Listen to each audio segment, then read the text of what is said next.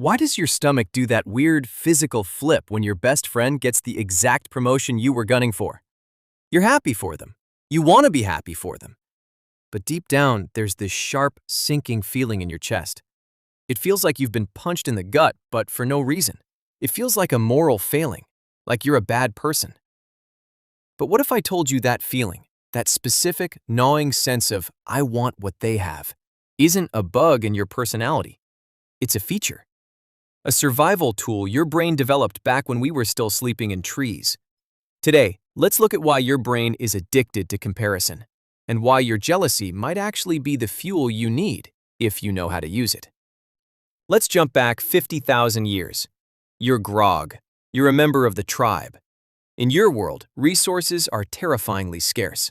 If Grog finds a berry bush, it's not just a snack, it's life or death. If Grog's buddy Zog finds a better spear, Zog gets more meat. And if Zog gets more meat, Zog's kids survive. And maybe yours don't. In this world, comparison wasn't a hobby. It was an automated radar system. Your brain had to constantly scan the tribe for one thing: status. Status wasn't about likes or followers. It was about survival. If you were lower in the hierarchy, you got the scraps. You got the cold side of the cave. You were the last one picked for the hunting party. So when you saw Zog with a better spear, your brain didn't think, oh, good for him. Your brain screamed, danger, you are falling behind. That stomach flip you feel today? That's not you being petty. That's your ancient lizard brain waking up and shouting, hey, they have a better spear. We're gonna starve. Fix it. So if jealousy is just a survival mechanism, why does it feel so gross? Because evolution is a blunt instrument. It gave us the urge to compare, but it didn't give us the filter to manage it. Psychologists call this social comparison theory, and it actually splits into two paths: upward social comparison and downward social comparison.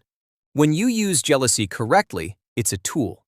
You see someone who has a skill you want or a life you admire, and your brain says, they have that. How did they get it?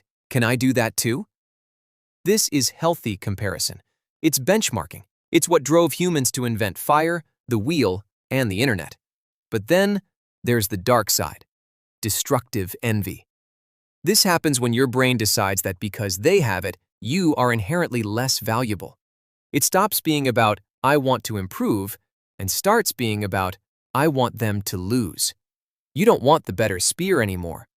You just want to break Zog's spear so everyone is back at the same level of misery.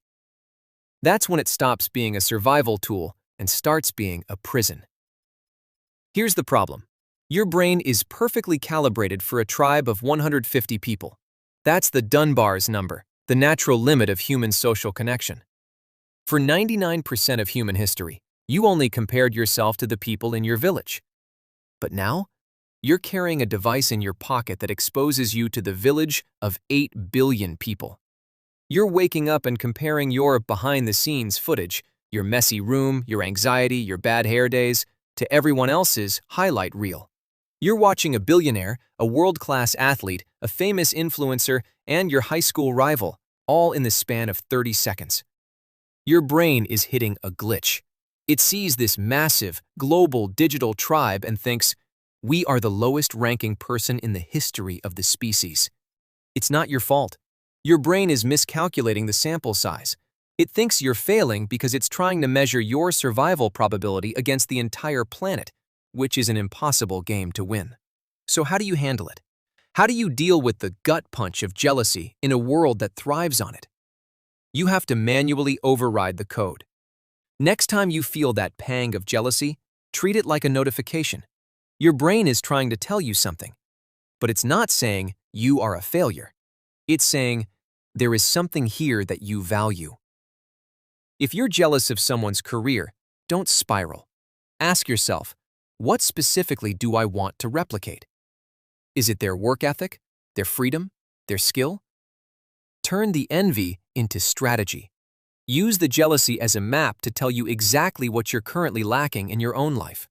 Stop looking at the other person's spear. Start looking at the wood in your own hands.